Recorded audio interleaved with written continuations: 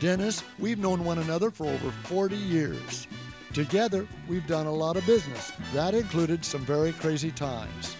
For the occasion of your Bentley Price Associates 35th anniversary, I wanted to do something special. I hope you enjoy this tribute, which I'm calling The Extraordinary Life and Times of Dennis Rizzo. Happy anniversary, my friend.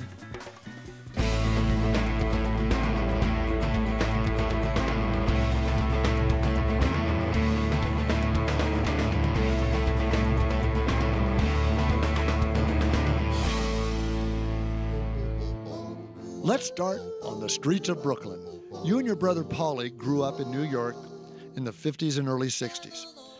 From the stories you've shared from those days, I can smell the fresh baked bread, the garlic, and the sweet noise of people and traffic coming and going. I grew up in Indiana, but I wish I had been your Brooklyn neighbor. I know we would have spent many hours on our stoops and become fast friends. I don't know a lot about your early years in Miami. I know that your family moved to Florida sometime in your mid-late teens. What I recall are the stories you've shared with me of living in the shadows of those big beachside hotels along Collins Avenue. When I asked about your first job in the hotel business, the first time you told me the story, it was that your best friend's dad gave you the hookup. It was only later that you mentioned your best friend was Buddy Lansky and that his dad was Meyer Lansky. During those days at the Aztec Hotel, you spent hours listening to Mr. Lansky tell stories, most of which you can't repeat. It helped that you were both Brooklyn born and raised. Like a lot of young men in the 60s, you found yourself in Vietnam. I think that had you been able to stay on the hotel track, you probably would have ended up at the top of the industry even faster.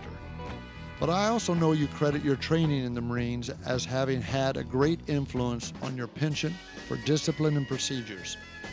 Like a lot of guys in the 60s and early 70s, it seems to me that you really grew up in the military. Again, I don't know a lot of details about your time after the Marines, but I do know you got back in the Miami Beach hotel business working with Bernie Burke Burkeson, the owner of the Singapore, Sans Souci, Newport, the Aztec, and several other high-class resorts. And I recall that Mr. Burke was like an uncle to you and was a major influence in educating you to appreciate fine art. Okay, flash forward a couple of years. It was your Uncle Bernie that made the call to Jay Sarno in Las Vegas and got you your first job on the Strip. This is where you and I first meet.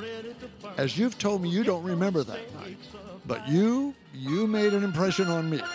The Swingin' Lads were opening for Sarah Vaughan at the Bonanza Hotel, and we were at Jay Sarno's table after the show. You were working for Jay at Caesar's Palace and stopped by for some reason. But that's the first time we meet. 2 years later, in 1971, I'm in Hollywood up the road at my office on Kings Road, and down the hill, you were the resident manager at the Continental Hyde House on Sunset. We got reconnected when you approached me about putting Wolfman Jack on the roof of the hotel for some kind of live radio broadcast. I think that was the real beginning of our long friendship. Man, those were really good times. Sunset Boulevard was jumping, and we were right in the middle of it. The celebrities, the music, the girls. Rodney Bingenheimer was the mayor of the Sunset Strip and ran that nightclub where he kept his harem. Just last week, I met with Rodney at his office where he was holding court, and of course he asked me, "How's Rizzo?" During those years, we were a close-knit neighborhood of businesses. My office staff could run down to your hotel, Corny's, or the Comedy Store and borrow a quart of milk or a cup of sugar. Your night manager, I forget her name, would send your celebrity guests down to Barney's Beanery in the middle of the night where they kept a booth reserved, and I couldn't believe this, that you had had a sign made that read, "For Hyatt hostages only." At some point, you opened Hyatt's first 24-hour restaurant, and that's when you came up with that famous line, "After midnight, the elevator stopped running and our hotel goes up and down." That place totally rocked. And that was the beginning of the Riot House on Sunset. I remember watching you and Keith Moon playing ping pong in the Hyatt parking garage. Oops.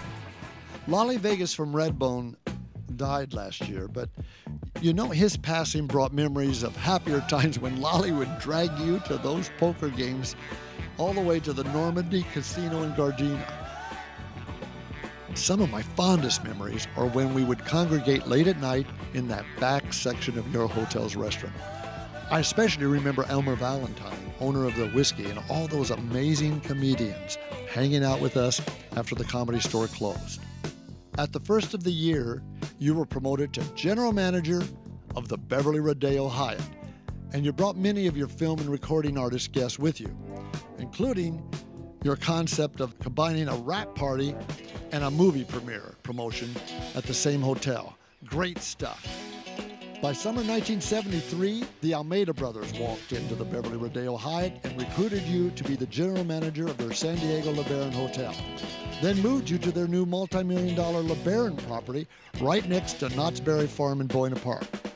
That was your first time to actually build a hotel from the ground up. Do you remember that we combined your goodbye party with our early LA premiere for George Lucas's American Graffiti?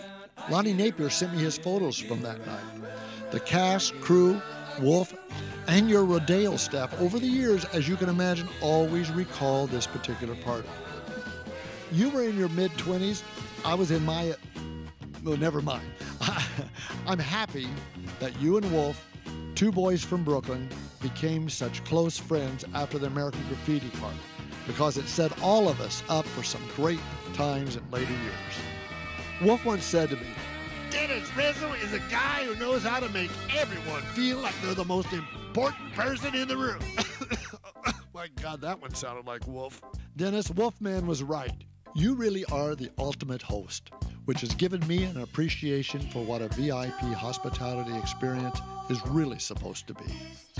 While you were still managing the LeBaron Hotel in San Diego, I was making plans to move Wolf to WNBC Radio in New York, which became another time in our lives that we were riding high.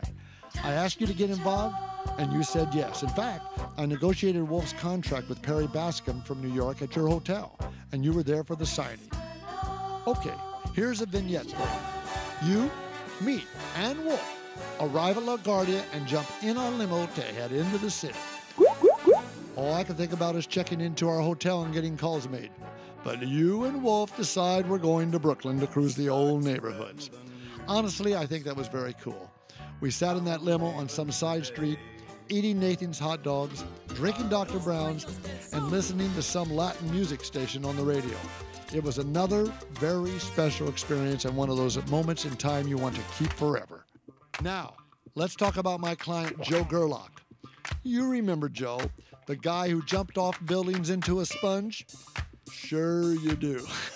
I wanted to book him to jump from the roof of the 9-story LeBaron into a 7 by 15-foot sponge, and you thought I was crazy. But we did it, and it worked. He lived. The good times we shared during the LeBaron Hotel and Knott's Berry Farm years were special. You were a terrific sponsor and friend when Wolf and I were hired to produce the annual Halloween Haunt shows. Your staff's hospitality during the rehearsals and nightly performances were always first class. But you outdid yourself with those hot and wild after-show parties at the Jabberwocky.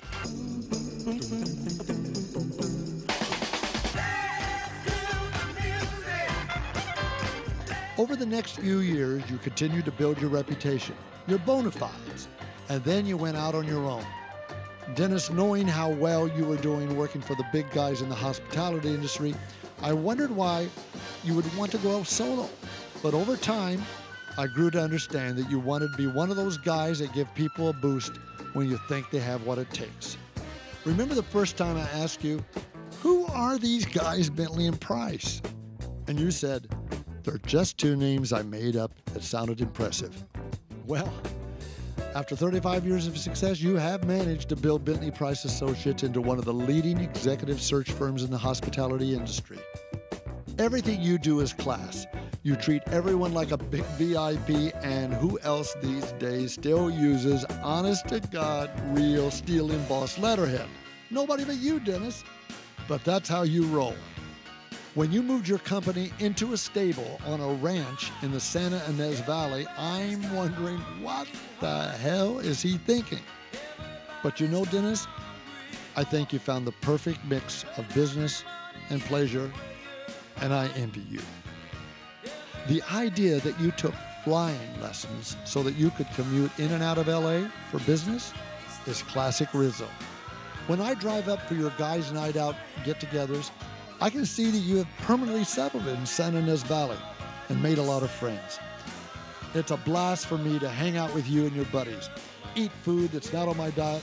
Oh, I forgot my wife's going to hear this, but drink fine wines, smoke cigars, and just do guy stuff. Dennis, your lifelong passion for the hospitality industry is probably best exemplified by the Rizzo's Las Vegas Supper Club evenings.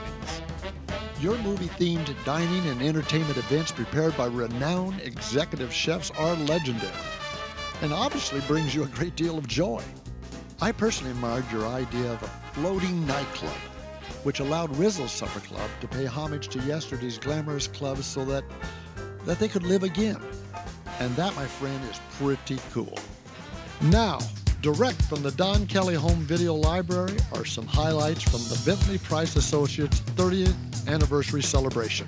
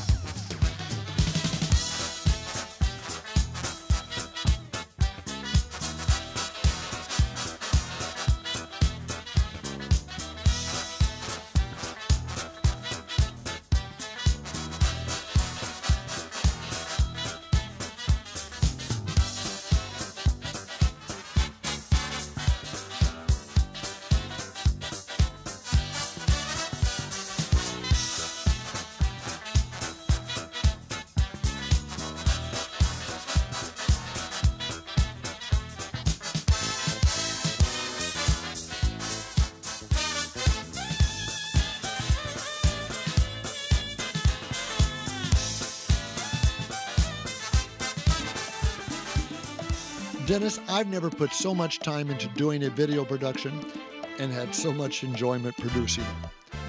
I want to thank all of your family members who helped me tell the Dennis Rizzo story.